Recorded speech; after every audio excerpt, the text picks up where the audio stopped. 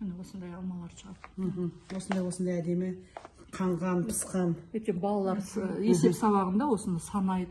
Мысалы үшін, мына жерге жапырақ жасап, веткасын шие болып шыға келеді, мысалы. Әртүрлі жасауға түске де жақсы, санаққа да жақсы, балалар ұстағанда қолданыс. Жастық жасауға да болады балаларға.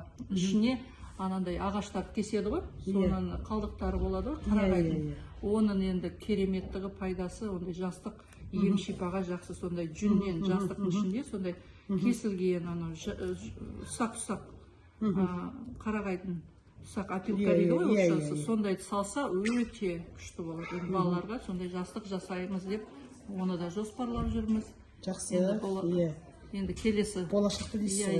әлі келеміз, әлі киім, байпақ, осындай биялай, үстіне шапан жасау керек балаларға, осындай күртеше, сол балаларға сондай бір көзелек жасаймыз ертең осындай. Мысалы, жаңа байпақ деп отырса, киізден бір балаға тамаша тәпішке жасаса, балабақша киімде әр баланың өзінің киізден аяқ киімі болса қандай тамаша. Әркімдің бояуы болады, атын жас қойып, балабақша киімде киіз тәпішкелерін киеді. Қаншықтардың бәрін киізден аяқ киімімізді жасаймыз деген жоспарымыз да бар. Табиғи, таза қазақи нақыштағы нағыз балабақша болайын деп